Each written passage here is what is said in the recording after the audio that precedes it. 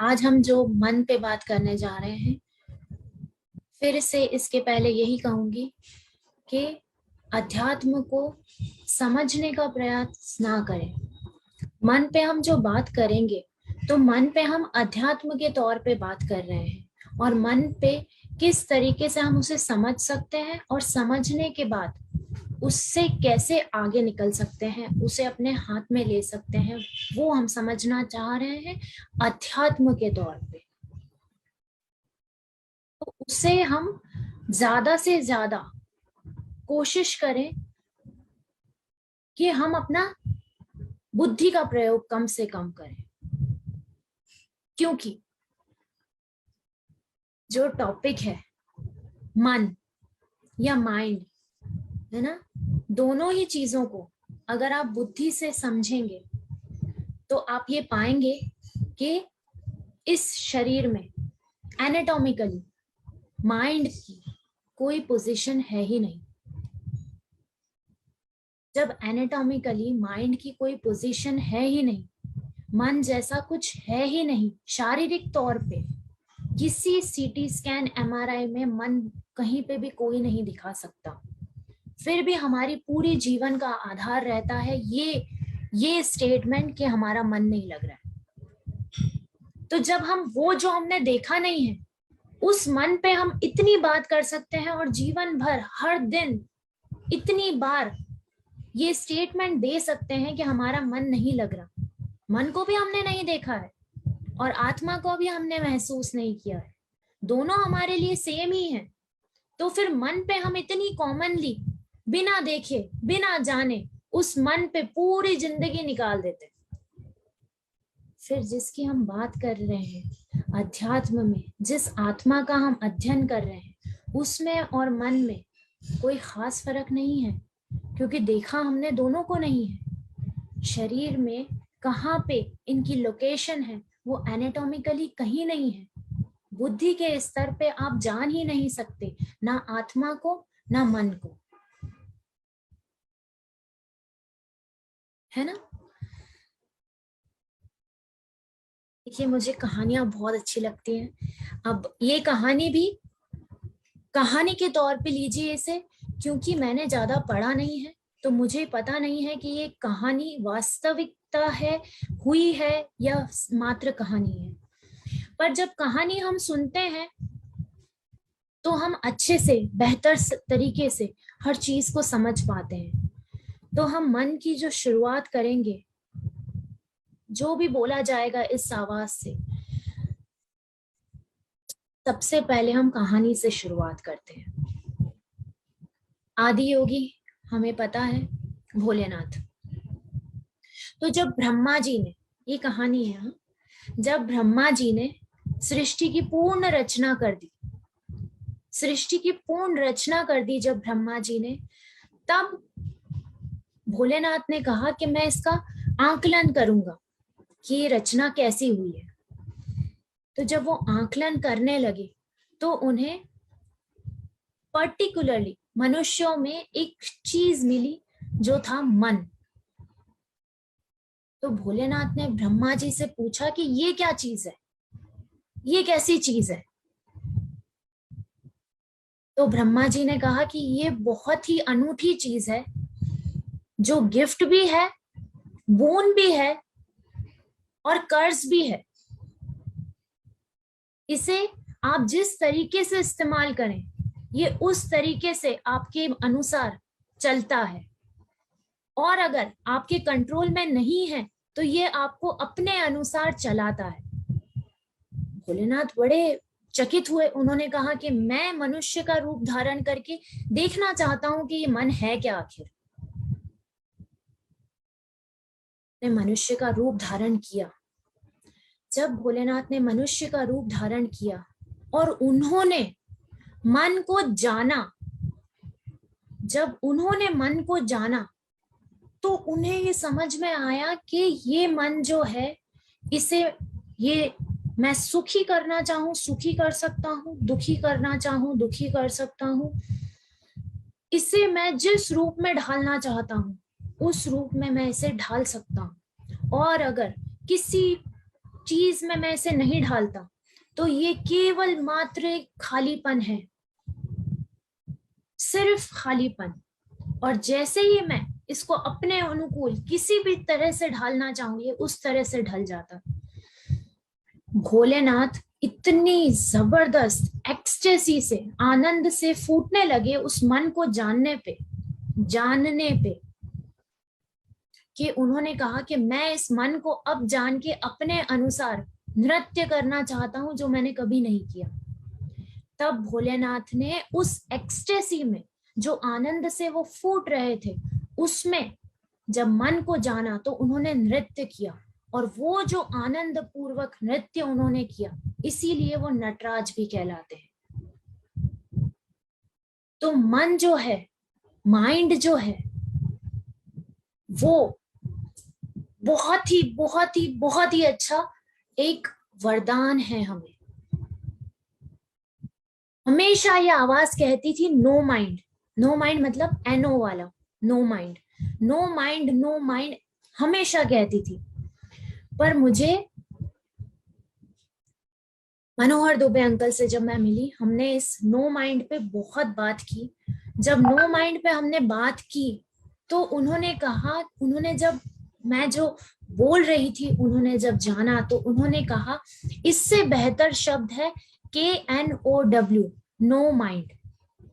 जब आप मन को जान जाते हो तो आपको ये समझ में आ जाता है कि नो माइंड, जब आप मन को जान गए तो आप नो माइंड की तरफ कैसे आ सकते हो। मतलब KNOW, no mind, when you understand your mind, you know what it is to move towards NO mind, मतलब नो माइंड, खालीपन, नथिंगनेस। तो this is something which is also return हमारे उसमें भी, no mind to no mind. मन जो है, अगर आपके कंट्रोल में है, अगर आपकी लगाम, मन की लगाम आपके हाथ में है, तो फिर आप हर सिचुएशन, हर चीज जो भी कुछ होती है उसे हैंडल कर सकते हैं। और यदि मन ही नियंत्रित नहीं है तो आप छोटी से छोटी चीज में भी विचलित हो जाएंगे। अब नो माइंड जो है, KNOW वाला, इस माइंड को जानना क्या है, जानेंगे तब हम पता चलेगा कि खालीपन या नो माइंड क्या होता है। माइंड को हमें ये जानना है कि माइंड जो हम जानते हैं, जिस माइंड को, सांसारिक माइंड को, नो माइंड की बात नहीं हो रही है, सांसारिक माइंड जिसे हम जानते हैं, जीते हैं, वो माइंड की बात हो रही है। और वो माइंड मात्र विचारों का संगठन है। अगर विचार ना हो तो जो बचता है वो होता है नो माइंड, खालीपन। विचार होते हैं तो होता है माइंड, संसारिक माइंड। और बिना विचारों के जो बच गया उसे आप समझ लें। समझने के लिए कोई शब्द देना है, शब्द भ्रम है पर शब्द देना जरूरी है, इसीलिए उस खाली मन को आप समझ लें सोल माइंड। तो एक हो गया सोल माइंड जो खाली माइंड है, नो माइंड, और एक हो गया सांसारिक माइंड जो विचारों का संगठन है जिसे हम जीते हैं। ये और ये, अब ये सांसारिक माइंड जो है, सांसारिक माइंड फिर से 3 माइंड्स में डिवाइडेड होता है। एक होता है कॉन्शियस, एक होता है सबकॉन्शियस और एक होता है अनकॉन्शियस। पर सांसारिक माइंड का एग्जिस्टेंस तब तक नहीं है जब तक कोई विचार नहीं है। मतलब सांसारिक माइंड का एग्जिस्टेंस वर्तमान में शून्य है, क्योंकि हर विचार या तो भूतकाल का होता है या भविष्य का होता है।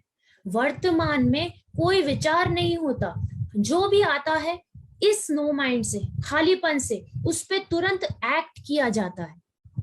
तो वर्तमान में इस माइंड का एज सच कोई एग्जिस्टेंस नहीं होता। इस माइंड का एग्जिस्टेंस ही तब होता है जब हम या तो पास्ट में जी रहे हैं या फ्यूचर में जी रहे हैं।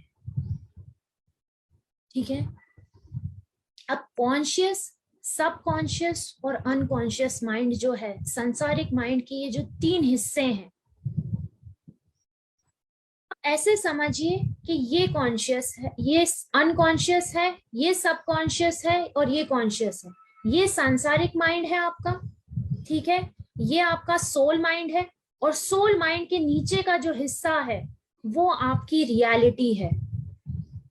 वो आपकी रियलिटी है से तात्पर्य ये है कि इस नथिंगनेस को अगर आपने, इस नो माइंड को अगर आपने मेंटेन कर लिया, तो इसके पीछे जो है वो आपकी वास्तविकता है, वो आपकी रियलिटी है, वो आपकी इटर्निटी है, वो आपकी सोल है, वो आपकी आत्मा है, वो आपकी चेतना है।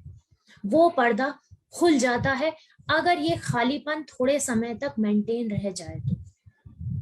अब ये जो लेयर्स हैं इन्हें हम कैसे समझें? अनकॉन्शियस माइंड को आप बहुत करीब देख रहे हैं इस सोल माइंड के, ठीक है, तो अनकॉन्शियस माइंड जो है वो करीब करीब इस सोल माइंड के बिल्कुल पास में है। मतलब कि अनकॉन्शियस माइंड वो माइंड है जिसमें सबसे ज्यादा डोरमेंट, सबसे ज्यादा जो भूली हुई चीज है आपकी, जो आप भूल चुके हैं। जैसे ही आपका जन्म हुआ आप थोड़े समय बाद वो चीज भूल गए, वो इस अनकॉन्शियस माइंड में स्टोर्ड है। और वो कौन सी चीज है जो आप जन्म हुआ उसके थोड़े समय बाद भूल गए? वो जो आप भूल गए वो है आपकी रियलिटी। क्योंकि जब आपका जन्म हुआ तब आप प्योर कॉन्शियसनेस, प्योर सोल थे, कोई अहंकार नहीं था, कोई मोह नहीं था। जैसे ही इस मुंह पे शब्द आने लगे वैसे वैसे आप अपनी रियलिटी भूलते चले गए। तो इस अनकॉन्शियस माइंड में वो डोरमेंट मेमोरी है जो आप जन्मों जन्मों से निरंतर भूलते चले आ रहे, भूलते चले आ रहे। इसके बाद आता है सबकॉन्शियस माइंड।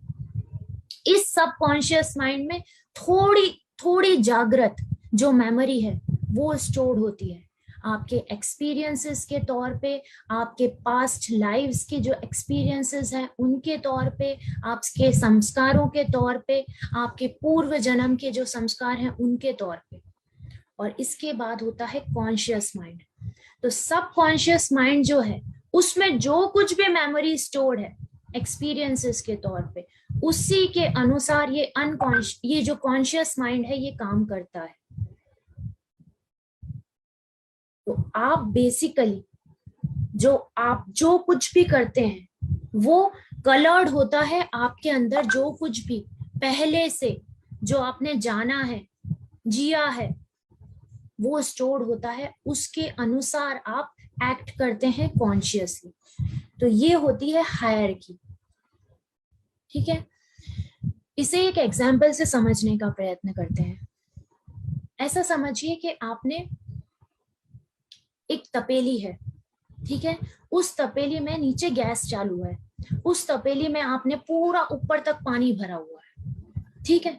अब आपने गैस चालू कर दी, तो इसमें, इस तपेली में जो ऊपर आपको जब पानी उबल रहा है तो आपको ऊपर जो बबल्स दिखाई देंगे, जो धुआं दिखाई देगा, जो बाहर नजर आएगा, वो आप समझ लें जो एग्जिबिट होता है एक्सटर्नली वो आपका कॉन्शियस माइंड हो गया। जो दिख के आ रहा है सामने, किस बेसिस पे आ रहा है? उस पानी को जो नीचे से जो गर्माश मिल रही है उस बेसिस पे। तो वो पानी, जितना पानी स्टोर्ड है उस तपेली में, वो पूरा स्टोरेज जो है वो सबकॉन्शियस माइंड है। और उस तपेली के नीचे का जो हिस्सा है जिसपे हीट डायरेक्टली पड़ रही है, वो नीचे का हिस्सा अनकॉन्शियस माइंड है। और उस अनकॉन्शियस माइंड के पीछे, अनकॉन्शियस माइंड के नीचे जो आग जल रही है वो आग है आपकी रियलिटी। उस नथिंगनेस के पीछे जो है वो है आपकी रियलिटी। अब जैसे जैसे ये सबकॉन्शियस माइंड खाली होता जाता है, जैसे जैसे वो पानी खत्म होता जाता है, एक पॉइंट आता है जब वो पानी पूर्णतः खत्म हो जाता है, पानी पूरा खत्म हो गया, तब जो आग जलती रहेगी तो यहाँ से जो तपेली है उसमें आपको लालपन, वो जो रोशनी है वो दिखाई देने लग जाएगी गर्मास की वजह से। वो जो रोशनी आपको अनकॉन्शियस माइंड में जो डोरमेंटली सबसाइडेड है, वो जब सामने आके उजागर हो जाएगी, वो होता है आपका रियलाइजेशन।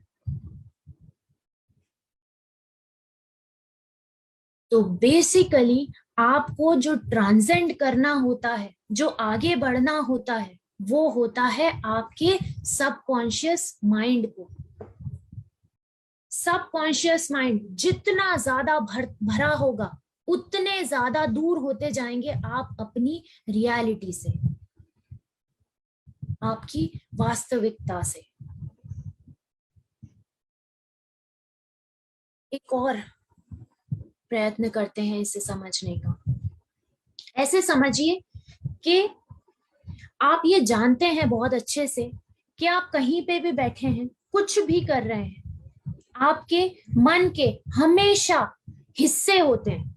आपका मन एक जगह पे पूर्णतः केंद्रित नहीं होता। आपका मन बहुत अच्छे से मल्टीटास्किंग कर लेता है, मतलब कहीं भी घूम के आ जाता है, आप वहीं बैठे हैं पर आपका मन सब जगह होता है ना। आप उदाहरण के लिए कहीं बैठे हैं, कुछ कर रहे हैं, जब आप कुछ कर रहे हैं उस समय पे आपको यह भी ध्यान आता है कि इसके बाद मेरी मीटिंग है, मुझे मीटिंग अटेंड करनी है। हो गए मन के दो हिस्से। इसी प्रकार इस मन के जो दो हिस्से हैं उसको आप इस तरीके से समझिए कि एक मन का हिस्सा सोच रहा है और एक मन का हिस्सा जो है उसी समय पे कुछ नहीं सोच रहा है। एक मन का हिस्सा कुछ सोच रहा है और एक मन का हिस्सा जो है वो कुछ भी नहीं सोच रहा। जो मन का हिस्सा कुछ भी नहीं सोच रहा, वो जब जो मन का हिस्सा सोच रहा है उसको जब देखता है, वो जो साक्षी हिस्सा है मन का, वो ही आप हैं। जब आप अपने ही मन के साक्षी हो जाते हैं तो उसी मन का जो हिस्सा है आधा, उसको आप चेतना कह लें, उसको आप आत्मा कह लें, उसको आप जो भी शब्द देना है दे दें, पर वो जो साक्षी है, विटनेस है कि मेरे मन में क्या चल रहा है। आपके अंदर ये प्रश्न बहुत बार उठता है कि मेरे मन में क्या चल रहा है, तो वो मन जो मन को ही देखने का प्रयत्न कर रहा है, वो अवस्था जो खुद को ही देखने की प्रयत्न कर रही है, पूर्ण साक्षी, जो ना मन है, ना बुद्धि है, ना शरीर है, ना अहंकार है, ना चित्त है, केवल साक्षी है इन सब की, वो आपकी वास्तविकता है।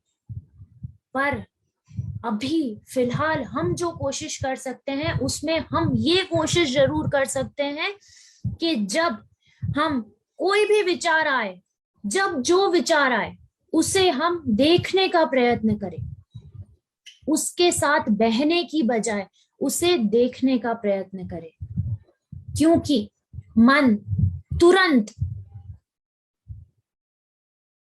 आपके काबू में नहीं आएगा। मन की सीढ़ियां हैं। एक विचार होता है तो सांसारिक मन का आधार बन गया, एक विचार पे नहीं रुकता, फिर विचार से विचारों का संगठन होता है, विचारों के संगठन से आप उन विचारों की वजह से कुछ फील करने लगते हैं, कुछ फील करने लगते हैं, तब आप उस पर कुछ रिएक्ट करते हैं, जिसके लिए भी जो भी फील कर रहे हैं उस पे कर पाते हैं तो ठीक, नहीं तो कहीं ना कहीं आप उस पे रिएक्ट करते हैं, और जिस पे भी आप रिएक्ट करते हैं वो प्रतिक्रिया के रूप में आपको रिएक्शन या रिस्पॉन्स देता है। तो ये चेन चलती रहती है। इसीलिए इस मन को काबू में अगर हमें लाना है तो हमें ये जानना है कि हम कौन सी सीढ़ी पे हैं। अगर हमारा मन इतने नियंत्रण में है कि हम उसे बोल देते हैं उसके बाद हमें पछतावा होता है, तो हमें एक सीढ़ी नीचे आना है। अगर हम उस सीढ़ी पे हैं जहां पे हम कुछ फील करने लग जाते हैं, हमारे मन की वजह से हम डिप्रेस हो जाते हैं या खुश हो जाते हैं, तो हमें उससे एक स्टेप नीचे आना है। अगर हम वहां पे हैं जहां पे हमारे बहुत सारे विचार हो जाते हैं और हमें समझ में नहीं आता कि अब हम हमारे कंट्रोल में ही नहीं है, तो हमें उससे एक स्टेप नीचे आना है कि कम से कम विचार आए, और कम से कम विचार आएंगे जब आप ज्यादा से ज्यादा वर्तमान में होंगे। इसीलिए मन को काबू करने की, मन को जानने की सबसे बड़ी जो चाबी है वो ये है कि ज्यादा से ज्यादा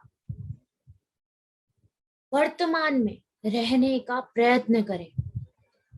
क्योंकि अगर इस क्षण जितने भी यहाँ पे बैठे हैं हम सब, जो भी चेतनाएं यहाँ मौजूद है, अगर हम अपने अंदर झांक के देखें तो वर्तमान में हमें कोई भी तकलीफ नहीं है। इस क्षण क्या हमें कोई तकलीफ है?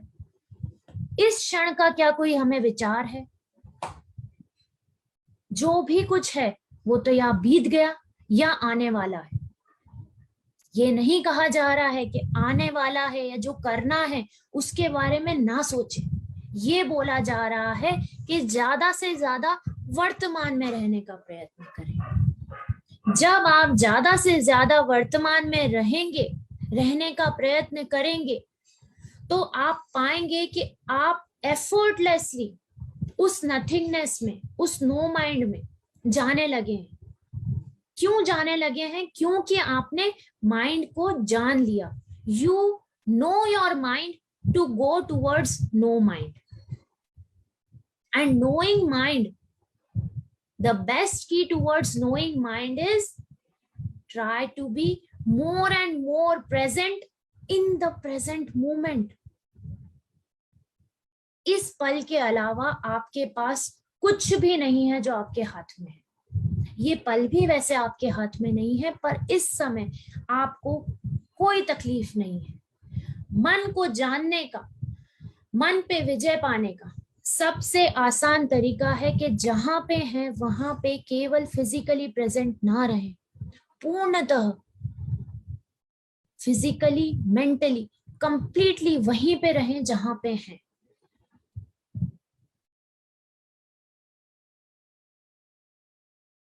देखिए, हम इसे एंड करने से पहले आपको एक बहुत अच्छी कहानी है गौतम बुद्ध की, बहुत ही अच्छी कहानी है, उससे आप और अच्छे से समझ पाएंगे जो वर्तमान की चीज बोली जा रही है। गौतम बुद्ध के 2 शिष्य थे। वो 2 शिष्य जब नदी पार कर रहे थे तो एक शिष्य को कोई औरत डूबती हुई दिखाई दी, तो उस शिष्य ने उस औरत को अपने कंधे पे बिठा के नदी पार करा दी। उस शिष्य ने उसको नदी पार करा दी। फिर वो जब वापस गए गौतम बुद्ध के पास, तो जो दूसरा शिष्य था उन्होंने गौतम बुद्ध से कहा कि इसने उस औरत को कंधे पे बिठा के नदी पार कराई। तो गौतम बुद्ध ने उनको जवाब दिया कि इसने उसको कंधे पे बैठ के नदी पार कराई, पर ये उसको पार करा के वहीं छोड़ आया, पर तू उसको अभी भी लेके घूम रहा है।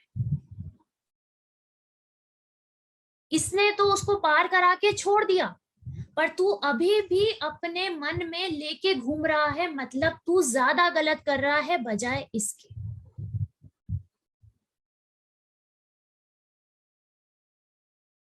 बहुत बहुत धन्यवाद। हमारे बहुत सारे साथी जुड़े हुए हैं, उनके कुछ प्रश्न भी होंगे। आनंद जी हम पूछना चाह रहे हैं कोई प्रश्न। जेपी आनंद सर। सभी को नमस्कार। डॉक्टर प्रज्ञा को बहुत बहुत धन्यवाद, बहुत आभार, उन्होंने इतने अच्छे विचार प्रकट किए। मेरा छोटा सवाल है, मन पर विजय पाने के लिए जो आपने मंत्र दिए और मन पर कैसे नियंत्रण रखा जाए, तो मेरे जीवन में या हमारे जीवन में 2 बातें हमेशा आती रहती हैं। वो है दुविधा की स्थिति। जब स्टूडेंट लाइफ थे, कौन सी एजुकेशन में जाना है, दुविधा की स्थिति में। जब नौकरी करना है, कौन सी नौकरी करना है, दुविधा की स्थिति में। कोई यात्रा प्लान करना है, यहाँ जाना है वहां जाना, हमेशा ये दुविधा की स्थिति जीवन में बनती रही। तो उस समय कौन से विवेक से हमको काम लेना है ताकि भविष्य में जो निर्णय लिया है वो आगे चल के मेरे लिए सही रहे, मतलब मुझे उसमें कोई मतलब एक मुझे उसमें सार्थकता प्राप्त हो, ऐसे ये मैं जानना चाहता हूँ। उस समय मन पर कैसे नियंत्रण? देखिए, पहला तो मन पे कैसे नियंत्रण रखें, जैसा कि बोला गया था, मन पे नियंत्रण रखना या मन को दबाना नहीं है। जब भी हम किसी भी चीज को दबाते हैं, चाहे वो क्रोध हो, कोई भी अवस्था हो, उसे हम जब दबाते हैं तो वो किसी ना किसी तरीके से अपना रास्ता बना के और निकलती ही है वह। तो समझना है, उसे दबाना नहीं है। मन पे नियंत्रण करने का सबसे आसान तरीका जो है, हमें ये पता होना चाहिए कि हम कौन सी सीढ़ी पे हैं, है ना। मन जो है वो बहुत ही ज्यादा चंचल है। उसकी चंचलता को जब हम जानते हैं तो हमें ये पता होना चाहिए कि हमारा मन जो है वो किस हद तक चंचल है, और जिस हद तक चंचल है उसकी हद को धीरे धीरे हमें कम करना है। हमारे मन उस विचारों तक पहुंच जाता है जिसकी वजह से हम कुछ ना कुछ फील करने लगते हैं, टेंशन में आ जाते हैं, दुखी हो जाते हैं। तो हमें धीरे से उसे पीछे लाना है कि वो विचारों तक ही रहे, कुछ फील ना करे उस पर।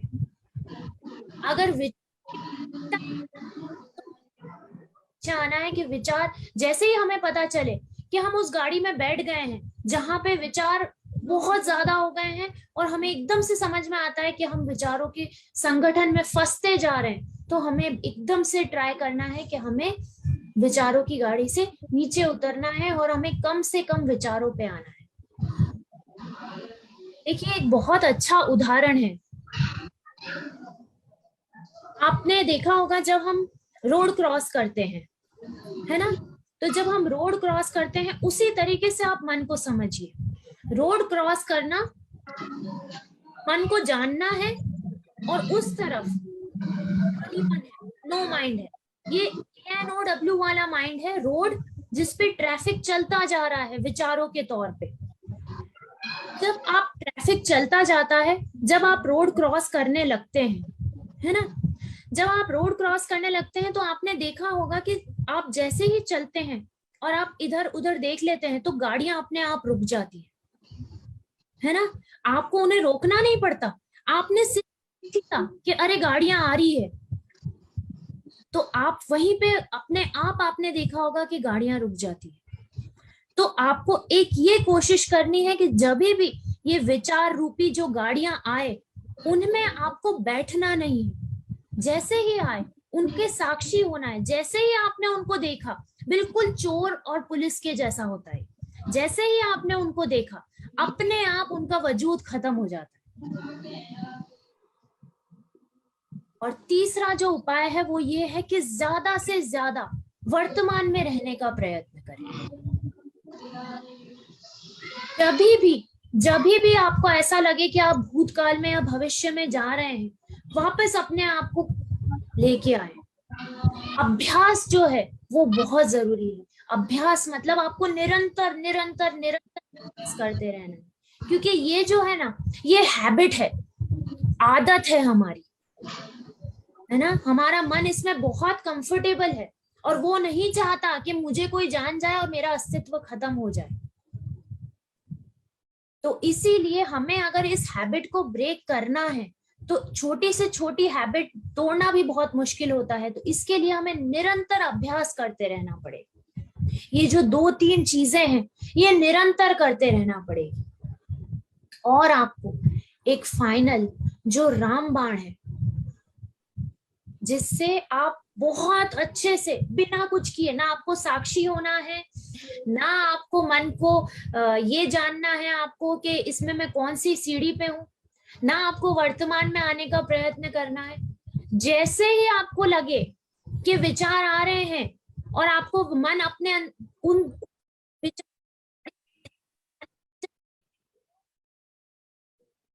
अंदर ये कहना है कि I am not this mind, I am not this body. ना मैं ये मन हूं, ना मैं ये शरीर हूं, मैं नहीं जाऊंगा जहां ले जा रहा है मुझे। अपने आप से जब आप ये रिपीट करते हैं अंदर ही अंदर, जैसे ही विचार आया और आपने ये रिपीट किया, उससे दो चीजें होती है। एक तो आपका आइडेंटिफिकेशन जो है इस माइंड से और इस बॉडी से, वो अपने आप खत्म होने लगता है, और दूसरा आप उस तरफ अग्रसर होने लगते हैं जो कि आप हैं। देखिए, जीवन में हमेशा जब भी कोई भी चीज आती है हमारे सामने,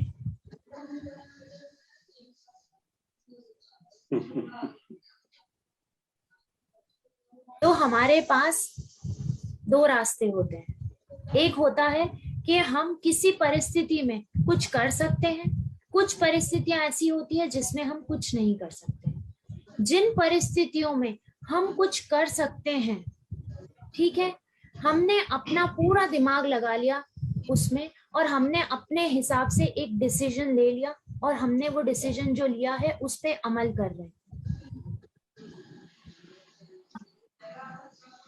जो परिस्थिति हमारे हाथ में है और जिस पे हमने डिसीजन ले लिया है, आप ये फिर उसमें ये ना देखें कि ये डिसीजन गलत हो गया या सही हो गया। जीवन में ये बात तथा कथित है कि हम करता नहीं है। Man is not the doer.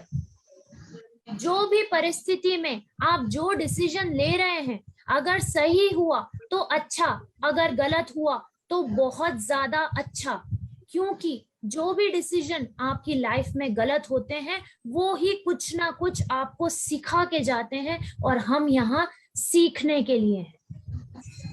तो आप करता नहीं है, ये सबसे पहले अपने अंदर से हटा दें, और फिर जो डिसीजन आप लेना सही समझते हैं वो डिसीजन लेने के बाद ना तो उस पर रिपेंट करना है, ना उसकी खुशी मनानी है, ना उसका दुख मनाना है। वो जो हो गया वो हो गया, आपके द्वारा हो रहा है, आप करने वाले नहीं हैं। जो हो रहा है बिल्कुल परफेक्टली हो रहा है इस डिवाइन स्कीम में, and man is not the doer। हम हैं उस मास्टर प्लान के जो चल रहा है। सर, वैसे तो बहुत से मैडम ने अभी आंसर मुझे दे दिए, पर मैं ये जानना चाह रहा था कि मन को संभालना बहुत कठिन चीज है, और इसकी हम शुरुआत किस प्रक्रिया से करें। एक छोटी सी प्रक्रिया से चालू करें जो शायद हमें अभी पहली सीढ़ी भी नहीं मालूम हम जैसे लोगों को, तो वो प्रक्रिया क्या होगी, जो पहली प्रक्रिया होगी जिससे हम कोशिश करें कि हम अपनी पहली सीढ़ी तक पहुंचे और चीजों को समझें, जो अभी तक मैडम ने मुझे बताया और भी जवाब मिले हैं मुझे। देखिए, मन की जो अवस्था है 3 तरीके से होती है। कुछ लोगों का मन जो है, उनकी जो विचार है वो बहुत ज्यादा नेगेटिव होते हैं। वो जो नेगेटिव विचार होते हैं उनकी वजह से ज्यादातर वो लोग अपने मन की वजह से ड्रेन्ड आउट फील करते हैं, लो फील करते हैं।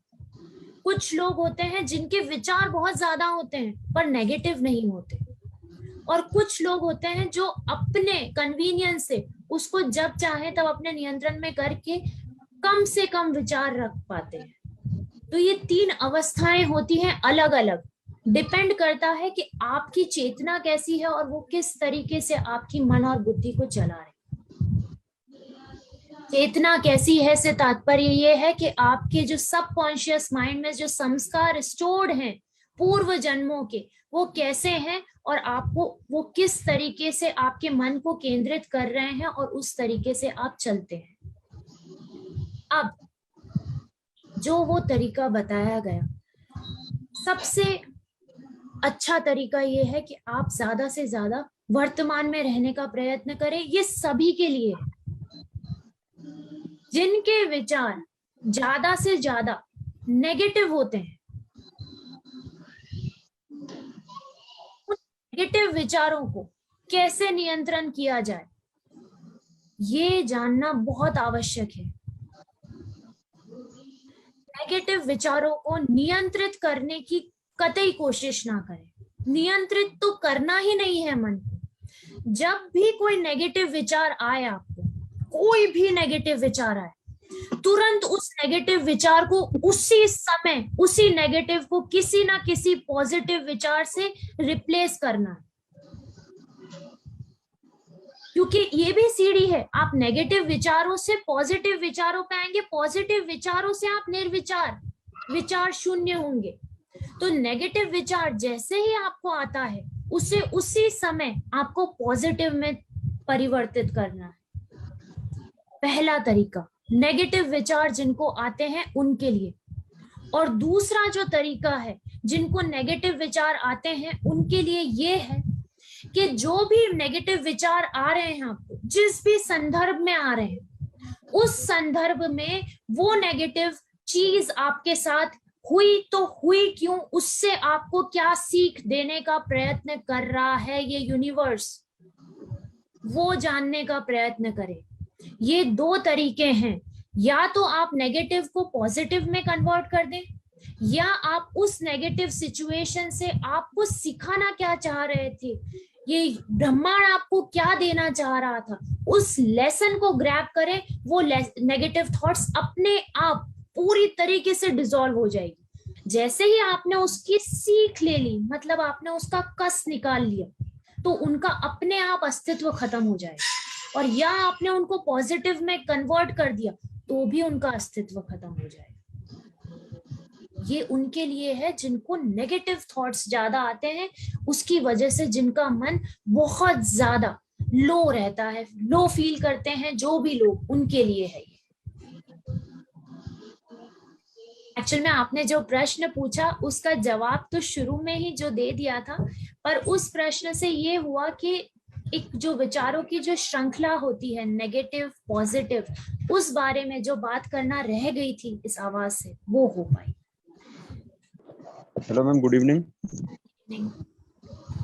मैम आपने एक्चुअली ये बोला है कि हमें मतलब हमेशा प्रेजेंट में रहना चाहिए और जो भी पास्ट विचार हैं वो हैं उनको कंप्लीटली उससे डिस्कनेक्टेड हो जाना चाहिए। बट एक्चुअली इसमें कंप्लीटली डिस्कनेक्ट होने से हम जिस स्टेज पे आज पहुंचे हैं, या हमारा जो भी अब तक हमने प्रोग्रेस की, या जो मैच्योरिटी आई हमें अंदर, या हम जिस ट्रैक पे थे, तो इनडायरेक्टली हम उससे भी तो डिस्कनेक्ट हो जाएंगे।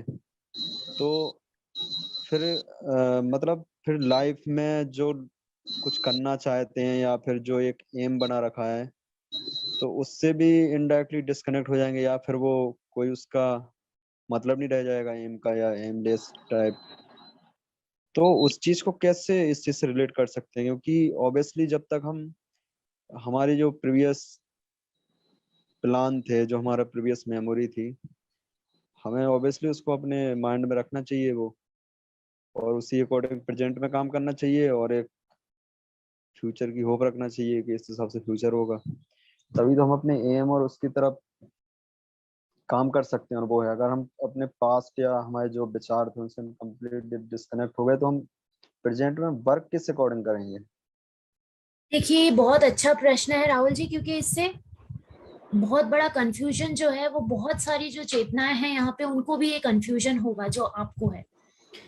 yes, सबसे पहले तो जो अतीत की, जिस अतीत की बात की जा रही है, जिस अतीत को भूलने की बात की जा रही है, वो अतीत वो है जो आपको विचलित करता है। yes, उस अतीत को भूलने की बात की जा रही है, या उस अतीत को कैरी करके, उस बोझ को ना उठा के जीने की बात की जा रही है। आप देखेंगे कि आपका मन जो है ज्यादा से ज्यादा वो ही चीजें सोचता है, आपको उसी तरीके से चलाता है जो आपको कहीं ना कहीं विचलित करता है। पास्ट में आपको वो ही ध्यान आता है जो आपको कहीं ना कहीं डिस्टर्ब करता है। जहां तक रही पास्ट एक्सपीरियंसेस की बात, तो जो पास्ट एक्सपीरियंसेस होते हैं ना, जो भी नॉलेज बेस्ड पास्ट एक्सपीरियंसेस हैं, वो एक्सपीरियंसेस, वो नॉलेज आपके ब्रेन में स्टोर होती है। जो भी चीजें नॉलेज बेस्ड है वो आपके ब्रेन में स्टोर होती है। पास्ट को भूल जाएंगे तो हम प्रिस्क्रिप्शन कैसे लिखेंगे? पास्ट को नहीं भूलना है। पास्ट में जो चीजें आपको विचलित करती हैं, पास्ट की, भविष्य की भी जो चीजें आपको विचलित करती हैं, और आपके आज को खराब करती है, उन्हें अपने साथ लेके नहीं रखना। Yes ma'am. मैम मेरा एक क्वेश्चन और है मैम, गौतम बुद्ध की वो स्टोरी है, जब वो वापस आए तो यशोधरा गई उनके पास और उनसे पूछा कि तुमको क्या हक था एक पत्नी से उसका पति अलग करने का, एक बच्चे से उसका पिता को अलग करने का। तो उन्होंने यही आंसर किया कि तुम्हारे सामने जो बैठा है वो गौतम बुद्ध है, और जो इस बच्चे का बाप था, जो तुम्हारा पति था, वो सिद्धार्थ था। तो एक हिसाब से देखा जाए उन्हें वो मेमोरी में है उनके कि हाँ ऐसे ऐसा था, इनका हस्बैंड था और मैं कौन हूँ ये भी था। तो बट और इनडायरेक्टली वो ये बोल रहे हैं कि दोनों पर्सन अलग हैं, सिद्धार्थ को अलग उन्होंने बोल दिया और जो बुद्ध है वो अलग बोल दिया। तो ये माइंड की कौन सी स्टेज होती है कि जिसमें आपको मेमोरी भी है तब भी वो आपको बिल्कुल भी इफेक्ट नहीं कर पा रही है, मतलब आप बिल्कुल ही इमोशनलेस और वो हो गए उस मोमेंट पे। ये मतलब एक सही स्टोरी है या फिर ऐसे ही जस्ट एक ट्रेंड में है, इसलिए पूछ रहा हूँ। देखिए बिल्कुल सही सही स्टोरी है, और ये स्टोरी इसीलिए है, यहाँ पे बैठे हैं जितनी भी चेतनाएं, एक होता है आत्मज्ञान। आत्मज्ञान मतलब कि सेल्फ नॉलेज, है ना, या फिर हम जो स्पिरिचुअलिटी को सीख कर रहे हैं वो। एक होता है आत्मज्ञान और एक होता है आत्मबोध, सेल्फ रियलाइजेशन।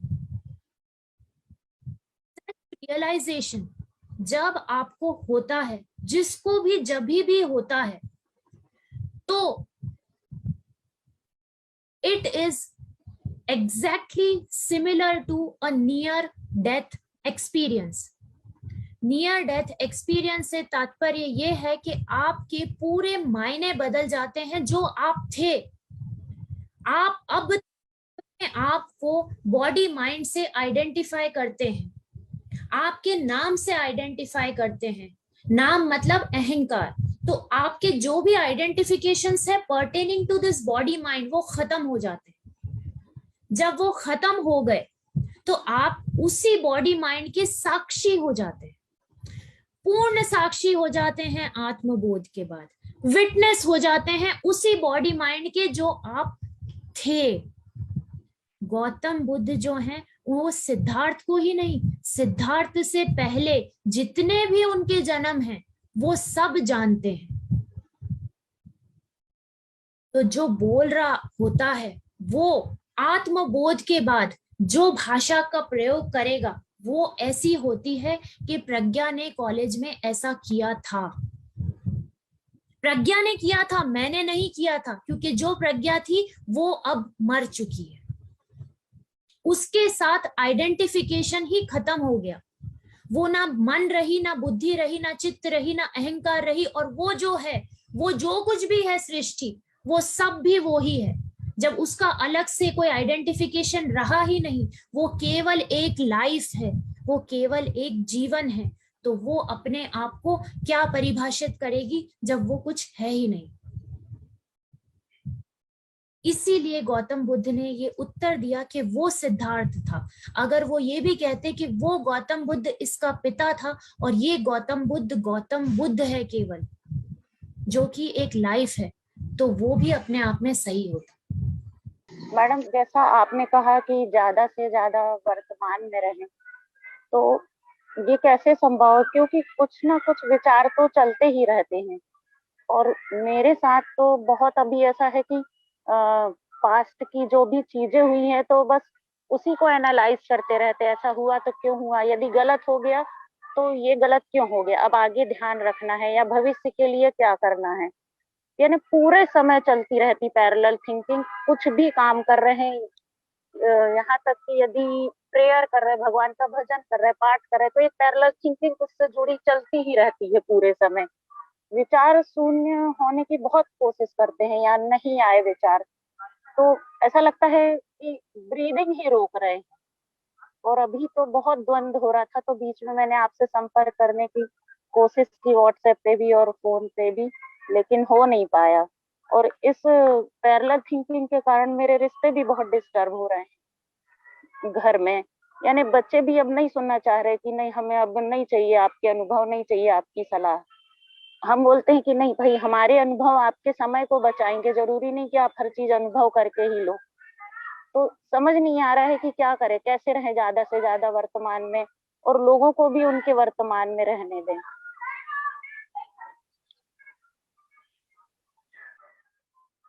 देखिए, आपका जो प्रश्न है वर्तमान में ज्यादा से ज्यादा रहने का, चीज जो है, हम जैसे कि बोला गया था, हर चीज जो है जिसकी भी हमें आदत हो जाती है वो हमें छोड़ना बहुत मुश्किल होती है। तो ये आदत जो है ये तो जन्मों जन्मों से चली आ रही है। जब जन्मों जन्मों से चली आ रही है तो इसके लिए हमें निरंतर अभ्यास करना पड़ेगा, निरंतर अभ्यास करना पड़ेगा, और बहुत ज्यादा सही गलत अच्छा बुरा इसमें ना पड़े। क्योंकि एक बात जान लें कि हमारी जो दृष्टि है वो यूनिडायरेक्शनल होती है। हम जब भी देखते हैं तो केवल सीधा देख पाते हैं, और जो ब्रह्मांड चला रहा है, जो कुछ भी डिवाइन स्कीम में चलता है वो मल्टी डायमेंशनली चलता है। अभी आपको सिर्फ टिप दिख रही है उस आइसबर्ग की, उसके नीचे आइसबर्ग के कितनी डेप्थ है वो हम नहीं देख सकते।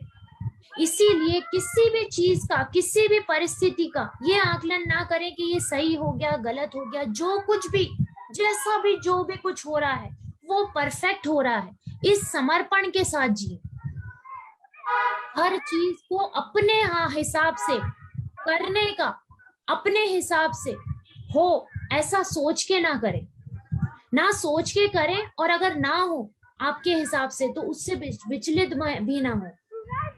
अपने अंदर एक समर्पण का भाव लाएं कि जो कुछ भी जैसा भी है अपने आप में परफेक्ट है, और मुझे जो अपना कर्तव्य के तौर पे जो भी रिस्पॉन्सिबिलिटीज हैं वो निभानी है। बस आप ये अपने अंदर बिठा लें कि यहाँ पे आप एक इस समय रोल प्ले करने के लिए आई हैं। बहुत ज्यादा सीरियसली नहीं लेना है इस जीवन को। इस जीवन से जितना ज्यादा हम सीख सकते हैं उतना सीखना है, और आपके पास बहुत अच्छी अपॉर्चुनिटी होती है जब आपके साथ गलत पे गलत होता है। बशर्त है कि उस गलत से आप टूटने की बजाय ये जाने कि ये जो गलत है ये क्या सिखाने आया था, उस सीख को ले और फिर आगे बढ़े, फिर अपनी चढ़ाई शुरू करें। और जहां तक बच्चों का सवाल है, बच्चों को अपने अनुभव बताना बहुत ही अच्छी बात है, पर उन पे अपने अनुभव थोपना उतनी ही गलत बात है। क्योंकि कुछ बच्चे होते हैं जो चलने से पहले ही ये जानना अच्छा समझते हैं, सही समझते हैं कि यहाँ पे मैं टकरा जाऊंगा, मुझे बता दो। और कुछ बच्चों की ये नियत ही होती है कि वो टकरा के ही जानेंगे और मानेंगे। तो मैं सही हूं ये सही है, पर बच्चों के साथ ये बोलना कि मैं ही सही हूं ये गलत है। क्योंकि काफी बार वो भी सही हो सकते हैं उस तौर पे कि जो रास्ता आज इंदौर से भोपाल का है वो रास्ता आज से 10-15 साल बाद वैसा ही नहीं रहेगा। उस रास्ते के आपके अनुभव जरूरी नहीं है कि उन्हें काम आए। आपने दिया, उन्होंने लिया कि नहीं लिया वो आपकी प्रॉब्लम नहीं है। आपका काम था, आपका कर्तव्य था देना। बस आपने अपना कर्तव्य निभाया, उसके बाद एक समर्पण के भाव से इस जीवन को जिए, काटे नहीं। ज्यादा से ज्यादा वर्तमान में रहने के प्रयत्न के लिए अभ्यास करते रहें, निरंतर अभ्यास करते रहें। नमस्ते, मैं पन्ना से सीता चतुर्वेदी।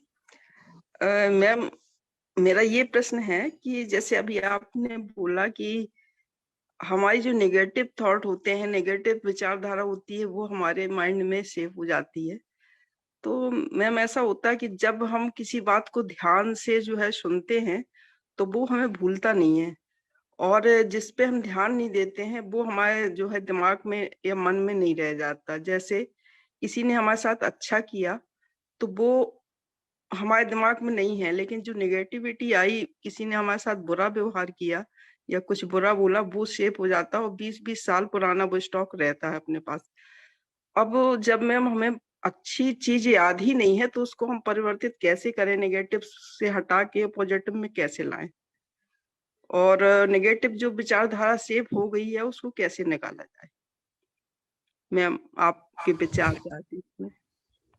देखिए, सबसे पहले तो इसका ये हम जाने, हम जितने भी यहाँ पे मौजूद हैं हम ये जाने, और ये हम प्रश्न, जो आपका ये जो प्रश्न है, ये हम जिससे भी मिले उससे करें कि ऐसा क्यों होता है कि हम नेगेटिव कैरी करते हैं, पॉजिटिव हमें उतना याद नहीं रहता जी। क्यों होता है ऐसा? ऐसा इसीलिए होता है क्योंकि जो नेगेटिव होता है, जो कुछ भी नेगेटिव होता है, जैसे ही बोला जाता है आपके ईगो को जबरदस्त ठेस पहुंचती है, आपके अहंकार को ठेस पहुंचती है, और वो जो ठेस पहुंचती है वो अहंकार फिर आपको भूलने ही नहीं देता, वो बार बार उसको एनर्जी देता है उस विचार को कि मुझे इसने ठेस पहुंचाई, मुझे बोला गया। तो हमारे अंदर जो अहंकार है कि मुझे ऐसा बोला तो क्यों बोला, कैसे बोला, वो जब कम होता है ना, अपने आप नेगेटिविटी हमें छू नहीं पाती। इसीलिए गौतम बुद्ध को अगर कुछ भी पत्थर भी मार दिए जाते थे तो उन्हें फर्क नहीं पड़ता था। क्यों नहीं पड़ता था? क्योंकि मैं है ही नहीं। जब मैं नहीं तो तुम मुझे गालियां भी दो, मैंने तो ली नहीं, तुमने दी, मैंने ली थोड़ी। क्योंकि मैं हमें बहुत हद तक भरा हुआ है, कूट कूट के भरा हुआ है। सटल ईगो जो है वो हमें पता नहीं होता, पर जो जितनी नेगेटिविटी कैरी कर रहा है उसमें उतना ही सटल ईगो मौजूद है, जो उस मैं को बार बार उत्तेजित करता है कि इस विचार को फ्यूल दे, इस विचार को और फ्यूल दे, क्योंकि इसने तेरे ऊपर चोट पहुंचाई। इसीलिए आप वो नेगेटिविटी हम कैरी करते हैं। उस नेगेटिव को पॉजिटिव करने से तात्पर्य ये है कि किसी ने आपको कुछ भी बोला, कोई भी नेगेटिव आपको बात दिमाग में आई कि उसने ऐसा बोला, उसने ऐसा बोला को आप उसी समय उसी सेंटेंस को किसी ना किसी पॉजिटिव में कन्वर्ट कर दें। जैसे कि उदाहरण के लिए आपको किसी ने कहा कि आप, बहुत ही सिंपल सा उदाहरण है, आपको किसी ने कहा कि आपकी साड़ी अच्छी नहीं, ठीक है?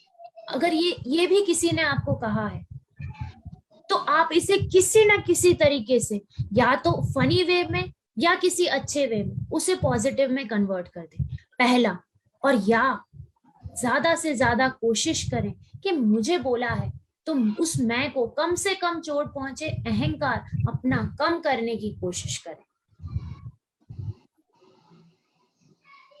और तीसरा, जो भी कुछ नेगेटिव हुआ आपके साथ, एक बात हम सब यहाँ ध्यान रखें कि हमारे साथ जो भी कुछ नेगेटिव हुआ, जिसे हम नेगेटिव समझते हैं, क्या वो नेगेटिव इतना ज्यादा है कि इस पॉजिटिव को, कि हम मनुष्य हैं, हमारे पास खाने को रोटी है, हमारे सर पे छत है, इसको बायपास कर पाए?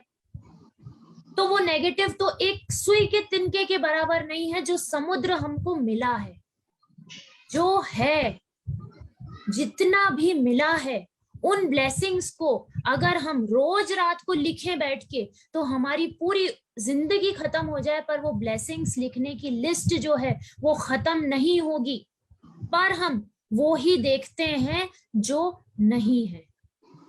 हमारी दृष्टि को हमें बदलने की जरूरत है, सृष्टि अपने आप बदल जाएगी। मुझे ऐसा लग रहा है कि मतलब जहां तक मेरी अल्प बुद्धि समझती है कि कॉन्शियस माइंड, अनकॉन्शियस माइंड और सबकॉन्शियस माइंड, तो ये इतना बड़ा गहरा विषय है कि मुझे नहीं लगता कि ये सर अभी जो भी हम लोगों ने कार्यक्रम रखा है इसका समय अवधि पर्याप्त होगी, शायद दोबारा फिर हमें आना चाहिए। लेकिन एक छोटी सी बात ये है कि अगर हम अपने आप को सुधारना चाहते हैं या हमारे जो इस मन की भूमि पे जो बीज इस तरीके लोए गए हैं जो कि हमें उन्हें बदलना चाहते हैं। तो सबकॉन्शियस माइंड का जो रोल है वो इतना बड़ा है, तो हम कैसे सबकॉन्शियस माइंड से कॉन्शियस माइंड को सुधार सकते हैं, या अनकॉन्शियस से या सबकॉन्शियस से हम कैसे बेनिफिट ले सकते हैं हर उस चीज में जिसमें हम सफलता, जैसे मन के हारे हार, मन के जीते जीत, जीतना चाहते हैं, हम हारना नहीं चाहते हैं। तो हम सबकॉन्शियस माइंड को कैसे तैयार करें, उसकी भूमि को कैसा हम बीज रोपे ताकि हमारा कॉन्शियस माइंड फसल में दे। एक तो ये मेरा सवाल है। दूसरा सवाल है कि जैसे ये मैंने देखा ना, एनएलपी में सब लोग बहुत गाइड करते हैं और लोगों को ट्रीट करते हैं, और हर उस व्याधि को जो साइकोसोमेटिक है या किसी भी तरह की, उसको वो ट्रीटमेंट देते हैं, उसको वो करते हैं। तो एनएलपी का इतना बड़ा हम विज्ञान देख रहे हैं, इतने लोगों को देख रहे हैं, सुन रहे हैं, समझ रहे हैं, तो मेरा ये अनुरोध है जानने का, अभी या फिर कभी जैसा भी सबको कन्वीनियंट होगा, कि इसके बारे में और थोड़ा विस्तृत हमें समझ में आए, ताकि हम इसे अधिक से अधिक इसका लाभ लेकर, लाभान्वित होकर, अपनी कमियों को दूर करके और अपने आप को उन्नत करके एक हमारा पर्पस है लाइफ का, उसे सिद्ध कर सके। प्रणाम।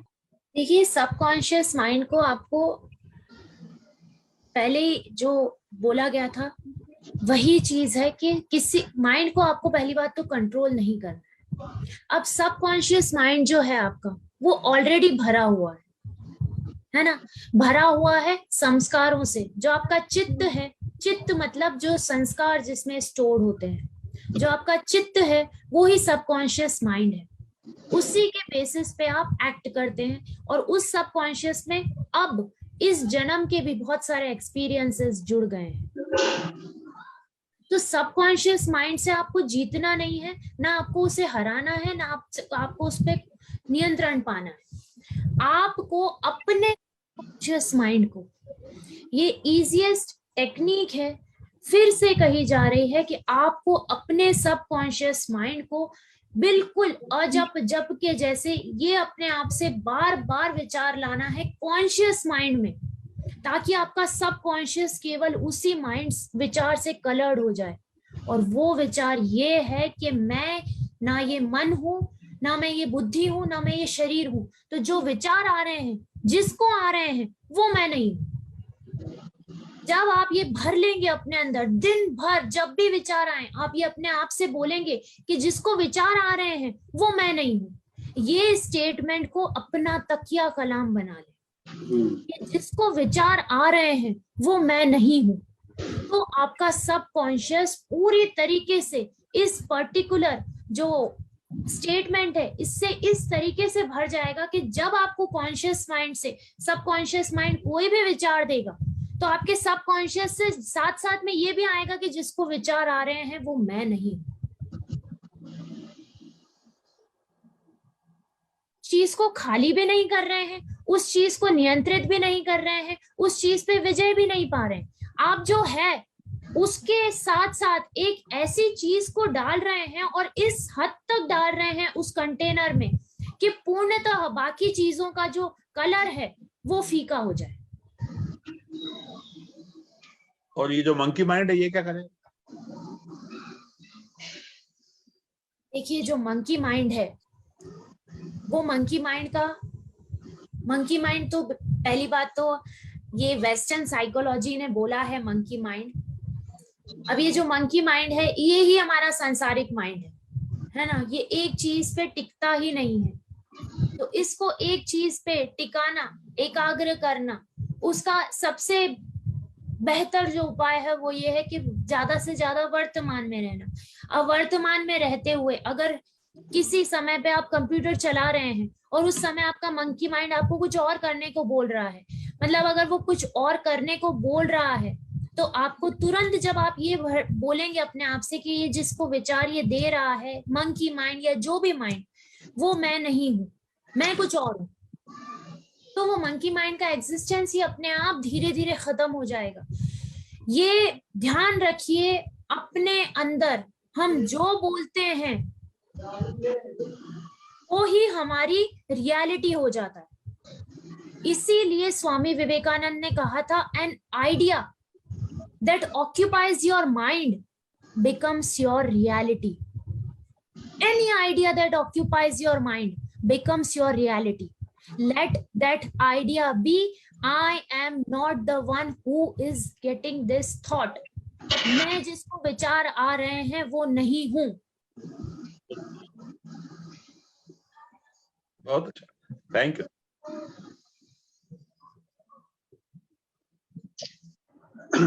गुरमीत सर का भी हैंड रेस है, वो अपना प्रश्न कर सकते हैं. Thank you Pragya ji, thank you. Good evening. जो अभी बताया प्रज्ञा जी ने, मतलब मेरी भी थिंकिंग लगभग वैसी ही है. मुझे बड़ा अच्छा लगा कि मेरी थिंकिंग को मतलब कुछ इनके जो भी उन्होंने बताया उससे मेरी थिंकिंग पुश हो रही है. बस एक मुझे थोड़ा सा मतलब एक कंफ्यूजन कहें या जिज्ञासा कहें कि जो लिगेसी जो प्रज्ञा जी ने बोली, लिगेसी जो हमारे पूर्व जन्मों की आती है, थोड़ा उसमें मुझे डाउट रहता है कि क्या लिगेसी सत्य है, जो लिगेसी हमारे पूर्व जन्मों से आती है माइंड में, तो जो साथ में लेके आते हैं, और उसके बाद फिर इस जन्म में जो भी हम लोग गार्बेज इकट्ठा करते जाते हैं वो तो अलग ही बात है. तो एक तो जो गार्बेज इकट्ठा करते जा रहे हैं, दूसरा जो लिगेसी आ रही है, लिगेसी आ गई है, क्या उसको हटा सकते हैं अगर वो नेगेटिव है तो? ये मेरी जिज्ञासा थी, मैं जानना चाहता हूँ. देखिए, इसको एक उदाहरण से समझते हैं हम. सबकॉन्शियस माइंड से हमें कोई भी संस्कार जो हमारे पूर्व जन्म का है ना, वो संस्कार उदाहरण के तौर पे ऐसे समझ लीजिए कि हमें कहीं पे जाके कोई चेक जमा करना है.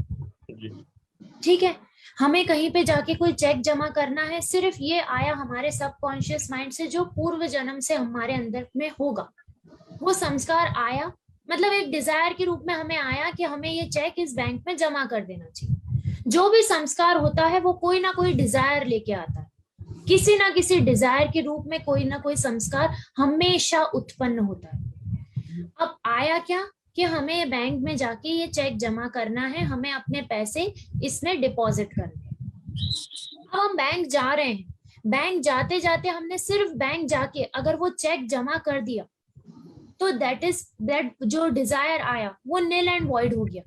पर बैंक जाते जाते जब हमें बीच में रुक के और अगर हम समोसा खाने लग गए, हमने समोसा खाया, समोसा खाने के बाद हमने वो चेक भी जमा किया, पर जब हम वापस आए तो हम वो समोसा खाने का जो हमने किया, जो कर्म किया, उसका अपने साथ एक अटैचमेंट लेके आए उसके टेस्ट से, जिसे हमें लग रहा है कि अब हमें फिर से समोसा खाने की इच्छा हुई. तो डिजायर जो हुआ वो अपने आप में गलत नहीं है, पर उस डिजायर के रास्ते में चलते चलते हम जहां जहां भी टकराए या रुके, वहां पे जो भी डिजायर्स रास्ते में आते गए उनको हम पूरा करते चले. और वो जो हम पूरा करते चले, उन डिजायर्स में से कुछ डिजायर्स ऐसे होंगे जिन्हें हमें पूरा करने पे या तो अच्छा अनुभव होता है या बुरा अनुभव होता है. अच्छे को हम मोह के तौर पे अपने साथ लेके आ जाते हैं और बुरे को हम इस तरीके से रिपल्सिव हो जाते हैं कि हमारे साथ दोबारा नहीं होना चाहिए. तो वो जो डिजायर, एक डिजायर संस्कार से पूर्व जन्म से उत्पन्न होता है, वो अपने रास्ते में बहुत सारे डिजायर्स उत्पन्न करता है. पर उन डिजायर्स में अगर हम कहीं पे भी अटैच नहीं होते हैं, ना अच्छे से अटैच होते हैं, ना बुरे से रिपल्सिव फील करते हैं, तो कोई भी चीज जो भी आ रही है संस्कार के तौर पे वो गलत नहीं है. तात्पर्य ये है कि जो कुछ भी हम करें निर्मोही हो, ज्यादा से ज्यादा डिटैच्ड होके करें. प्रज्ञा ने बहुत अच्छी बातें करी हैं, और जब हम उनको सुन रहे थे तो लग रहा था कि असली में हर व्यक्ति को अलग अलग उत्तर देने की जरूरत नहीं है. उसको खुद को समझ में आता है कि मुझे क्या करना है और क्या नहीं करना है. ये एक बड़ी इंपॉर्टेंट बात है. और यदि हम इस बात को समझ जाएं कि हमको क्या करना है, तो इसके लिए बहुत सिंपल तरीका मुझे लगता है कि हमको खुद को चिंतन करना पड़ेगा अपने आप से. यदि हम अपने आप को थोड़ा सा समय देते हैं और उस विचार पर थोड़ी देर और मंथन चिंतन करते हैं, तो हमको उत्तर खुद मिल जाते हैं. जितने भी लोग प्रश्न कर रहे हैं उनको सबके पास अपने अपने उत्तर हैं. मन उनको बताता है कि क्या करना है, वो जानते भी हैं क्या सही है और क्या गलत है, लेकिन वो करना नहीं चाहते, जो मतलब जो सही चीज है वो करना नहीं चाहते, बस इतनी सी बात है। जिस दिन आप ये आपके मन का द्वंद खत्म हो जाएगा ना, कि जो आप एक्चुअल में जो आपकी समझ है अनुभवों के आधार पर, आप उसके आधार पर जो कुछ भी करना चाहते हैं और जो आपकी अंतरात्मा से आवाज आ रही है उसके बीच में जो झगड़ा है, यदि आप समझ लें और अंतरात्मा की आवाज मानने लगे तो झगड़ा खत्म। बहुत सिंपल सी बात है और हर व्यक्ति को मालूम है। तो वो व्यक्ति करना क्या चाहता है कि जो उसको लग रहा है ना कि ऐसा करना चाहिए, इससे मुझे लाभ मिलेगा, बेटे को मेरी बात मानना चाहिए, नहीं मानेगा तो क्या हो जाएगा, जबकि मालूम नहीं है कि वो कहाँ क्या होने वाला है। हम समझते हैं कि हमारी बात मान लेगा तो ज्यादा अच्छा होगा और इसलिए हम उसको दबाव बनाने लगते हैं। हमको मालूम है कि सच बोलना, जैसे मान लीजिएगा कि किसी बॉस ने आपके साथ गड़बड़ी की है, सच्चाई तो ये कहती है कि उसका विरोध करिए, लेकिन अनुभव आपको कहता है कि बॉस का विरोध किया तो सजा मिल जाएगी, तो आप सच्चा काम नहीं करना चाहते, इतनी सी बात है। तो आपके पास उत्तर खुद है और आपको खुद ही को उसका एक्शन डिसाइड करना है, इतनी सिंपल बात है। ये मुझे लगता रहता है। तो इस द्वंद से आप कैसे आगे निकलेंगे, ये आपके चिंतन का विषय है। ना तो आप प्रज्ञा के कहने से कुछ बदलने वाले हो, ना मेरे कहने से कुछ बदलने वाले। जिस दिन आपको ये समझ में आ जाएगा कि सही क्या है अपने आप, उस दिन आप उसको करने लगते हैं। इसमें बहुत सारी गणित की जरूरत नहीं है, क्योंकि आप देखेंगे कि हमारे जो हिस्ट्री में बहुत बड़े संत हुए हैं, उन्होंने कभी किसी स्कूल में नहीं गए हैं साइकोलॉजी को पढ़ने के लिए, उन्होंने कभी सबकॉन्शियस माइंड, कॉन्शियस माइंड, ये सबको पढ़ा नहीं है। उनको खुद का उनका अंतरात्मा को समझा देती थी और उसके बाद उनके एक्शन सही होते थे। तो ये सब चीज जो है, ये सब जब इतना अपन डिटेल पढ़ते हैं ना, तो उसका मतलब ये होता है कि हम असली में अवॉइड करना चाह रहे हैं चीजों को। इतनी सी बात है मेरे तरफ से। और इस चीज को हम भी देखते रहते हैं। धीरे धीरे हम इस उम्र के इस पड़ाव में आ गए हैं कि हमारे साथ झगड़े बचे नहीं है, तो हमको सारी चीजें बनती नहीं है, हमारे साथ समस्या होती नहीं है। जो जैसा कर रहा है हम उसको समझते रहते हैं, तुम करते रहो भाई, जहां मुझे लगता है वो मैं कर देता हूँ अपनी बात। तो ये है, बहुत ही सुंदर तरीके से बोला है प्रज्ञा ने, और आपने भी उस पर प्रश्न करके अपनी रुचि दिखाई है, इसलिए आप सबको बहुत बहुत धन्यवाद। हमारे जारी रहेंगे। हम तो कोशिश करते रहते हैं कि विमर्श हो आप सबके बीच में, एक चिंतन हो, एक सोचने का तरीका हो, क्योंकि आप जैसा देखते हैं वैसे ही लगता है। मैं इसको बार बार बोलता हूँ कि एक ही व्याख्यान होता है यूएनओ में प्रधानमंत्री का, भारत के लोग उसको पसंद करते हैं और पाकिस्तान के लोग उसको निंदा करते हैं। जिसको जैसा लग जाए, अपने अपने स्वार्थ से, अपने अपने इंटरेस्ट में आप देखते हो चीजों को, चीज तो एक ही है, तो आप उसको अलग अलग ढंग से देख सकते हो। तो यदि आप उसको पॉजिटिव रूप में देखेंगे तो स्थिति सुधर जाएगी, यदि आप उसको नेगेटिव रूप में देखेंगे तो बिगड़ जाएगी। यदि आप कहीं असफलता मिलती है तो उससे अनुभव पाके यदि आप सीख जाते हैं कि भविष्य में ना मिले तो आपके लिए फायदे वाली बात होगी, और यदि आप उसको लेके बैठ जाते हैं तो आप परेशान हो जाएंगे। इस बात में बहुत ही सुंदर व्याख्यान था आज का, उसके लिए धन्यवाद और नमस्कार आप सबको।